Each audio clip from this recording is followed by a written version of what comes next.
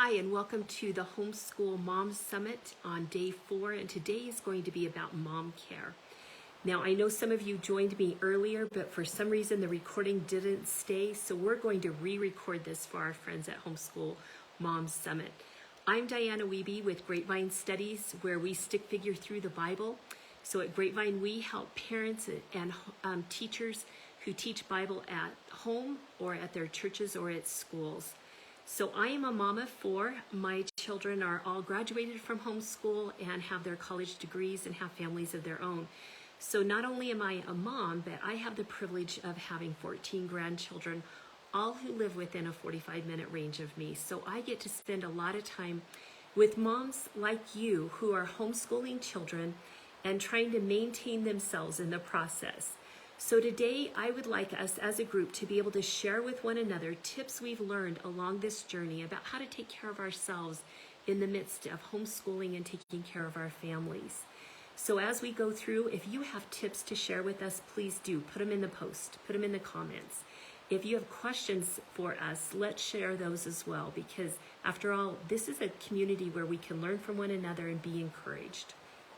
So let's get started with tip number 1, and that is to maintain an active spiritual life. We all need that time with the Almighty to kind of regroup. And so one of the things you'll want to do is make sure that you're maintaining that daily Bible reading and prayer, and making sure that we're remembering that God hears and answers our prayers, and that we go back and we reread some of those stories of the women who've lived before us, who faced the same challenges but just a different generation, and who loved and served God all their lives. One way that we can maintain and take care of ourselves is to make sure that we're getting a day of rest in. When we take time to rest, and that may be on a Sunday afternoon taking a nap, or it may be that we get a whole day that we planned ahead. We had the privilege of going to Israel, and one of the things we learned there is that about Friday at noon, the whole country shuts down. And everyone rests, whether they're religious or secular. But they set their weeks up different. And this taught me that when I'm looking forward to a day of rest and I set my week up to shoot for that day of rest, I get that day of rest. And it really almost adds a day to my week instead of taking it away. So make sure you're reading your Bible, that you're praying, and that you're getting your rest in that you need. My second tip for taking care of you is to make sure that you keep the relationships closest to you strong. So if you're married, make sure that you're taking care of your husband, that you're getting those date nights in, that you're taking care of the man who takes such good care of our family. Be sure to take those times to thank him for the hard work that he does and going to work every day so that you can be at home taking care of these precious children the Lord has given you. Also, make sure that you're getting relational time with your children, not just homeschool time, but those times where you have a face-to-face conversation with them and time to just be in their space, to hear their concerns and what they're doing and what their dreams are. And so keep those relationships strong. Are there some things you do in your family that help you to build those relationships, not only with your husband, but also with your children? Do you have some tips to share with us on what you do? Like, do you have a date with your children once a month? Or maybe once on their birthday? I do that with my grandchildren. They think a birthday is Bubby Day, which is what they call me. And so I take them out for one day a year, and it's whatever they want to do. So what do you do with your children to make special time with them? My third tip is to keep our bodies healthy. We all know we should, but taking the time to do it can be really difficult for us. So as we're caring for our bodies, as moms, we need to make sure that we're eating right and we're getting our water, but also we're taking that time to exercise and find those things that you need to do to keep that body healthy. When I had 4 children under 4, I would go and take an aerobics class 3 times a week. And I loved it because I had kids all over me all the time. And for 1 hour, 3 times a week, no one was touching me, asking me for anything, and someone was actually telling me what to do and how to move. And it not only strengthened my body, but it just gave me that mental break as a mom that we sometimes need. So whether it's a walk or a bike or something, take some form of exercise that will kind of help you de-stress your body as well. So make sure you're also keeping up with those yearly appointments you need to, and not letting your physical body wear down because you're taking care of everyone else. Make sure you maintain you so that you're strong and healthy for those days ahead. Tip number 4 is keep a balanced schedule. Now this is really hard because most of us homeschool moms, not only are we busy, we have a lot of energy and we have a lot of ideas and we want to help everyone we can. So in the business world, they teach us to do something called an ideal week. And so what you're to do is you're to take your work week and you're to create, if you had a perfect week, what would that look like? So I would challenge you to do that in your homeschool or in your family. This is going to be not only for your school schedule, but also for your housekeeping schedule and your activity schedule. What would a perfect week look like? And so also, as we're putting in perfect weeks, don't fill the calendar because you want to make sure you leave space for those unexpected things that always occur. But what would a perfect week look like? Also, in keeping balance in our schedule, some of the things we want to do is put up some guardrails for our scheduling. How do we do that? If you're married, husbands are a great way to put up a guardrail for you. When you get asked to do something additional or you get nominated for something, oftentimes it's good for us to say, I'll think about it and get back to you. I didn't always do that as a young mom, and I was involved in so much, and it was easy to get overwhelmed and get burned out. And burnout comes when we've said yes to things we should have said no to. And so if you have either a husband or a best friend that can help you kind of guide, are you getting into too many things, or do you need to reduce the things in your schedule? We had a friend who come over to our house one time, and we had children that were very young, under 6, and he looked at our calendar and he said, the need is not the call. And that has stuck with us for over 30 years, that when we get asked to do something, we ask ourselves, is this a need that someone has that we can do because we have the skills to do it? Or is this something that God is really calling us to, and that we have the time and the bandwidth to do it? Yes, Ashley, you are, yes, we are all like that, aren't we? It's so easy to say yes, and when we should say no. And someone did a meme one time that said that is the definition of stress, is when my mind says no and my mouth says yes, I'd love to. And so it is easy to do. And easy to get burned out that way, but we can reverse that by, reducing those things that we're involved in. And summer is kind of that good breakover point that before we enter the fall, go ahead and make sure that before we enter the fall, we've got that ideal week set, so that when someone asks us, what do we want to do within that we see, will it fit within the schedule that I have and the priorities that we as a family have already set. And so summer is a great time to take a little break and do that.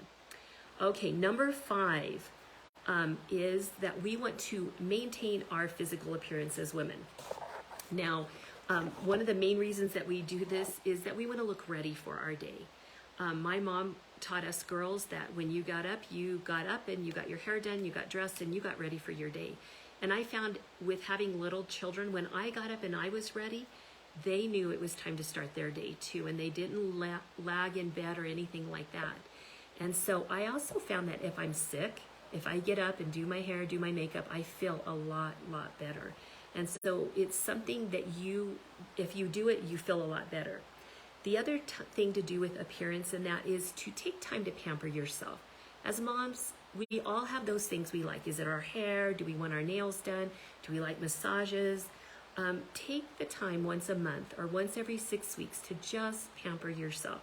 And for those on a budget, you can do this with things at Walmart, that you can go in and get a pampering set, whether that's do-it-yourself pedicure or face mask. But take that time to just take a break and take care of you. You're an important part of the family, and you need to take that time. And it is not selfish to do that. God designed us with needs too, and it's okay for us to take care of us.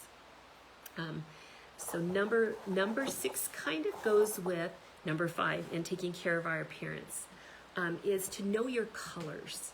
And I have a friend who's a makeup artist, and she took me out a couple years ago, and she gave me a 5-minute makeover. She goes, this is your 5-minute morning makeup routine. This is my 5-minute morning makeup. And so she got me lipstick and foundation and eyeshadow, and then she told me about colors, and she helped me to discover what my colors were. And so I went over to Sam's Club and I bought 3 t-shirts, just plain t-shirts.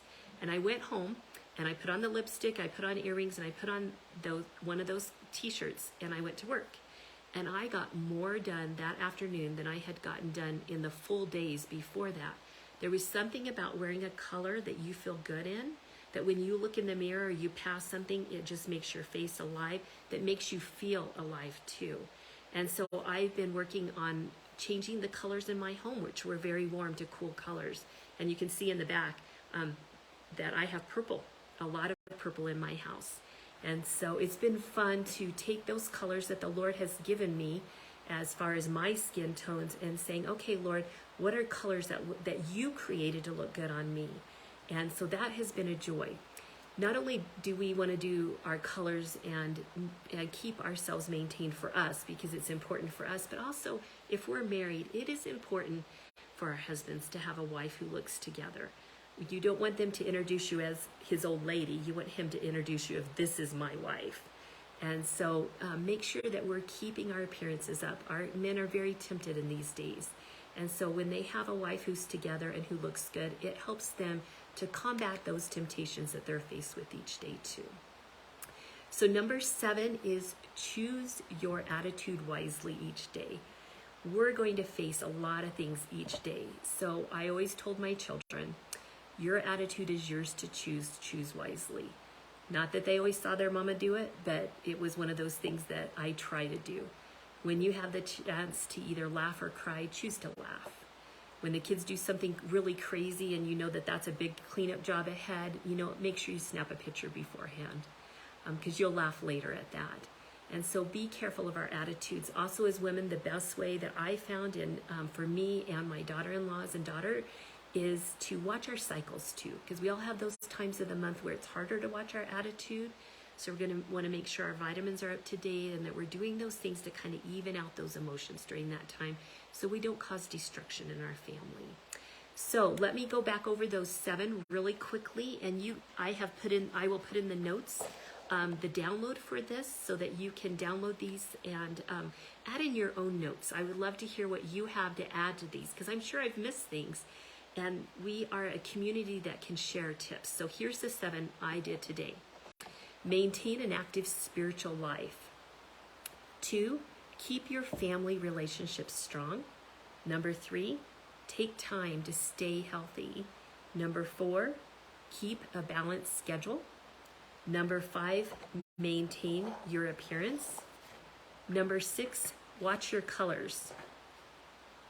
Oh, Ashley, I love that. I had a friend who once said, smile or laugh first, then reevaluate your feelings. I love that. That is a great piece of advice. Great.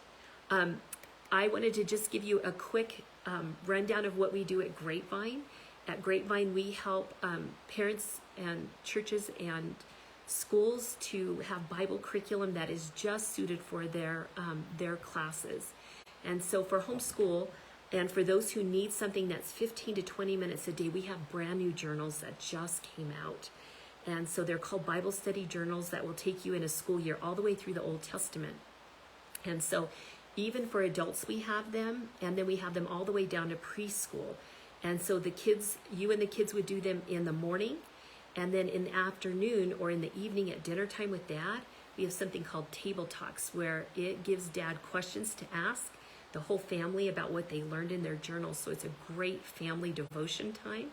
And then if you're teaching at a school or a church, we have complementary that they connect them together, what's going on at home with what's going on at school or the church, and it's called Bible activities. And those Bible activities relate directly to what they're learning in the journals. So it helps them to learn to study their Bible on their own. We have character profiles. We have timelines that they're going to be doing at church and school. So if you're looking for a Bible study, that would be one I would recommend. And we're giving everyone at the summit a 20% off coupon just by using the word summit when they check out. So I will include that in the notes that I'm sending out to anyone who wants them. So if there's any questions you guys have for me, go ahead and drop them in the comments. But I appreciate you joining me today, and especially those who rejoined because it didn't record or I didn't hit the right button and that again. So Ashley, thank you for all your comments today. It's been fun to read and interact with you. Again, I'm Dianna Wiebe with Grapevine Bible Studies, where we help parents raise up strong disciples.